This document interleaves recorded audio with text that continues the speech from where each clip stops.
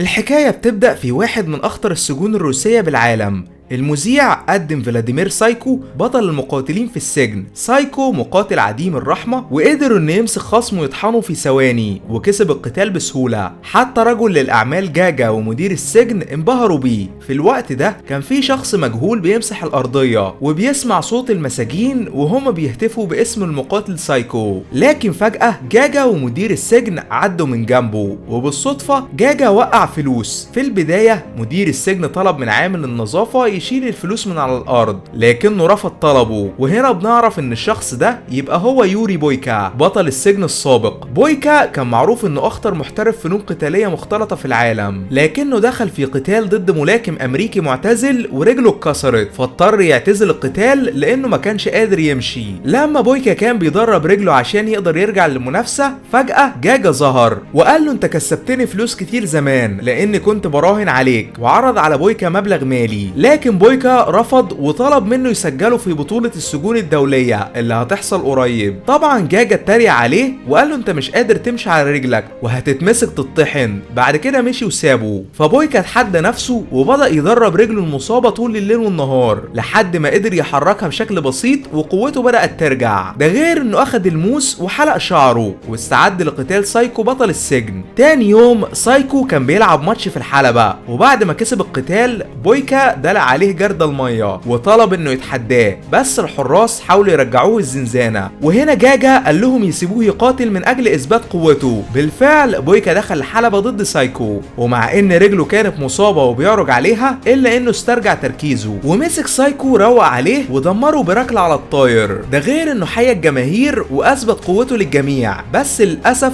رجله وجعته بشدة لانه ضغط عليها. تاني يوم بويكا اترحل لسجن على حدود جمهورية جورجيا لان جاجا سجله ببطولة السجون الدولية. وبعد ساعات وصل اخيرا، لكنه اول ما دخل السجن اتفاجئ بالمقاتلين اللي هينافسوه في البطولة، وحاول انه يخفي اصابة رجله عشان ما يفتكروش انه ضعيف. اما جاجا قابل صديقه القديم جيوفاني وعرف ان هو كمان عنده مقاتل في البطولة اسمه تيربو. بالوقت ده كل المقاتلين وقفوا قدام مدير السجن وبدأوا يذكروا اساميهم واحد ورا واحد، لكن فجأة في شخص ظهر، والغريبة ان محدش من الحراس راقبه. الشخص ده اسمه راؤول وكان مغرور بشدة. فتيربو المقاتل الامريكي اتريق عليه وقال انه هيمسكه يطحنه في الحلبة. طبعا مدير السجن اتضايق من تيربو لانه بيتكلم كتير ومش راضي يسكت، فامر واحد من الحراس يغفله ويعلمه الادب. لما كل المقاتلين كانوا داخلين الزنزانة شافوا حلبة البطولة واتأملوا فيها لدقايق طويلة. بعد كده بويكا استريح وخف الضغط على رجله المصابة. اما جاجا وصاحبه جيوفاني قابلوا ريزو منظم بطولة السجون. ريزو قال ان هدفه يجمع اكبر عدد ممكن من فلوس الرهانات ومش مهم المقاتلين او حالتهم الصحية. تاني يوم الصبح مدير السجن جمع بويكا وبقية المنافسين بالبطولة وقال انهم هيبدأوا الشغل في الجبل عشان يوفروا فلوس الاكل والاقامة بالسجن. بالفعل بويكا وصل لمحجر وسط الجبال وبدأ يشتغل تحت الشمس الشديدة، لكنه اتفاجئ ان تيربو بيتخانق مع الحراس بسبب صعوبة الشغل. فبويكا قال له يبطل رغي لانه جاب له صداع. طبعا تيربو اتعصب وكان هيتخانق مع بويكا، لكنه بالصدفة لمح راؤول قاعد في الضلة ومش بيشتغل معاهم، فعرف ان في حاجة غلط. بعد ما العمل انتهى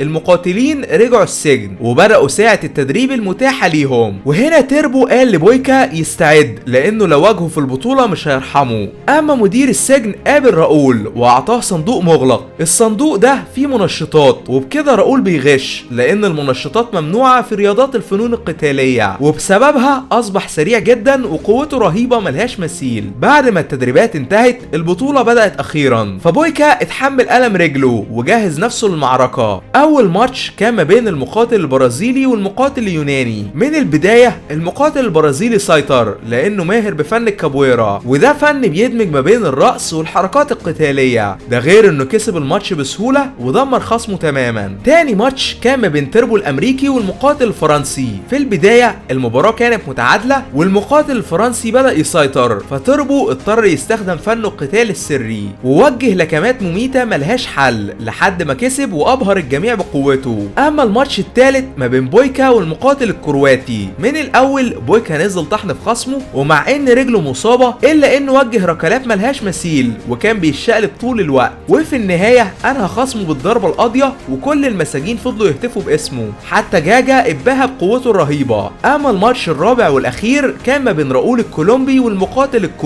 من اول الماتش راؤول تفادى كل هجمات خصمه واستعرض وسط الحلبة قدام المساجين، اما تربو وبويكا اتفرجوا عليه وركزوا عشان يعرفوا نقط ضعفه، وهنا راؤول بدأ بالهجوم واظهر لياقته البدنية الخرافية لانه بياخد منشطات ممنوعة وقدروا انه يكسب القتال بسهولة تامة. بعد الجولة الاولى من البطولة مدير السجن قال للمقاتلين الخسرانين انهم هيرجعوا لبلادهم من جديد، لكنهم في الحقيقة راحوا مكان مهجور والحراس خلصوا عليهم واحد ورا واحد بدون رحمة. تاني يوم بويكا وتربو كانوا شغالين بالمحجر، فتربو خبط على رجل بويكا وقال ان مهارته عالية. طبعا تربو ما يعرفش ان رجل بويكا مصابة عشان كده كان بيضربوا عليها، وفي النهاية بويكا مسك فيه لانه مش راضي يوقف كلام. بويكا وتربو نزلوا طحن في بعض واترموا في الارض لحد ما الحراس وصلوا واخدوهم للحبس الانفرادي، وهنا تربو قال لبويكا ان هو السبب في انهم اتبهدلوا بالشكل ده، فبويكا قال له يسكت ويبطل راغي، ده غير انه كان حاسس بوجع شديد برجله لانه فضل واقف عليها لفترة طويلة. بعد ساعات جاجا وجيوفاني وصلوا السجن واعطوا الحراس رشوة عشان يقابلوا تربو وبويكا. طبعا الاتنين حسوا بالصدمة لما عرفوا ان بويكا وتربو بيشتغلوا في الشمس غصبا عنهم وما بياخدوش غير ساعة واحدة بس من التدريب، فتعصبوا بشدة وراحوا عشان يقابلوا مدير السجن. وهنا ريزو منظم البطولة ظهر وقال لهم خطته هي انه يضعف جميع المقاتلين بالاعمال الشاقة ويعطي راؤول منشطات عشان يراهن عليه ويكسب كل فلوس الرهانات.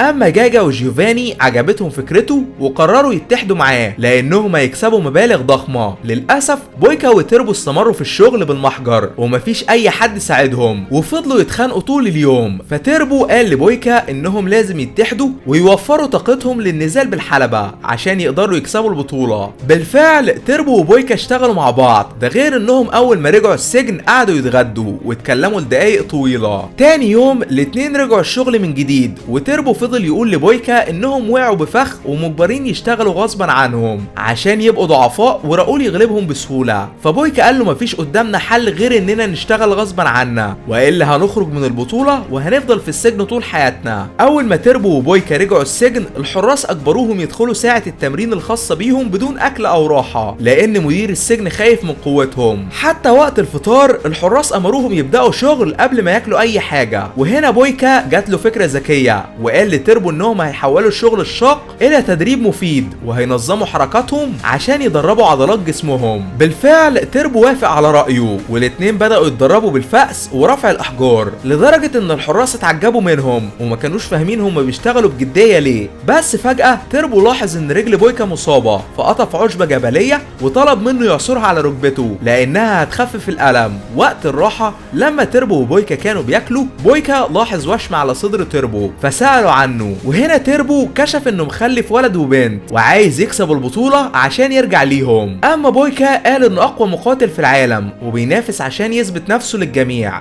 بالليل الجولة الثانية من البطولة بدأت واول ماتش كان ما بين بويكا الروسي والمقاتل البرازيلي. في اول الماتش المقاتل البرازيلي استخدم مهارته الاسطورية بفن الكابويرا وحاول يغفله، لكن بويكا ردة فعله ملهاش مثيل وقدروا انه يتصدى له باعجوبة. بعد كده اكتشف نقطة ضعفه ووجه له ضربات مضادة مدمرة جدا. في النهاية بويكا مسك المقاتل البرازيلي في حركة اخضاع واجبره على الاستسلام، ده غير انه حياه وقال انه مقاتل قوي. لما المباراة انتهت الحراس خلصوا على المقاتل البرازيلي لانه خسر. اما ريزو منظم البطولة قال لمدير السجن ان بويكا وتربو اقوياء ولازم يضعفوهم باي شكل ممكن، فمدير السجن امر الحراس يستفردوا بتربو لوحده، وهنا مدير السجن استفزه وهزقه. طبعا تربو اتعصب وحاول يدافع عن نفسه لكن الحراس اتكتروا عليه زي الكلاب ونزلوا فيه طحن. بالوقت ده بويكا كان بيتغدى واتفاجئ ان تربو مش موجود في الكافيتيريا، ولما كان بيتمشى اكتشف بالصدفة ان تربو متدمر تماما ومش قادر يتحرك وطلب منه ياخد باله لان مدير السجن والحراس ممكن يغدروا بيه، فبويكا وعده انه هيتمرن باقصى ما عنده عشان يرجع حقه. بالفعل بويكا اتمرن مع نفسه بشدة لكن راؤول ظهر بدون سابق انذار، وهنا راؤول قال لبويكا انا سمعت عنك زمان لما كنت اسطورة قتال السجون، لكن في ملاكم امريكي طحنك وكسر هكسر رجلك. فبويكا اتعصب وقال له انا مش هرحمك في الحلبة وهعلمك الادب. بس راؤول استفزه اكتر ووعده انه هيخلص على تربو. من هنا بويكا اتدرب باقصى ما عنده طول الليل والنهار، اما راؤول اتمرن عشان يواجه تربو مع انه مصاب وعظمه متكسر. بعد التدريبات بويكا راح يطمن على صديقه تربو واكتشف انه رجع للتمرين بالرغم من الوجع اللي هو فيه. تاني يوم بويكا قال لتربو انه لازم يهرب وما ينفعش يلعب الماتش مع راؤول لانه هيقتله بالحلبة. في البداية تربو رفض ينسحب لانه هيبقى جبان وبيجري من القتال، فبويكا قال له انه لازم يعيش من اجل اولاده. ده غير ان في راجل عجوز عرفه ان المقاتلين الخسرانين بيتقتلوا بمكان مهجور. في النهاية تربو وافق على الهرب، وبويكا استغل ان الحراس مش واخدين بالهم وبدأ يكسر في السلاسل بدون ما اي حد يلاحظه. بس للاسف المطرقة اتكسرت والحراس شافوه من بعيد. بالفعل القتال بدأ ما بين الحراس وبويكا وتربو. بويكا مسك الحراس روق عليهم باستخدام مهاراته بالفنون القتالية المختلطة، اما تربو اتعصب وكسر عظمهم بسبب اللي عملوه فيه، لكنهم قدروا يغفلوه وكانوا هيدمروه تماما لولا ان بويكا انقذ حياته وسرق المفاتيح من واحد منهم لفك السلاسل. توربو استغل الفرصة وجري وسط الغابة،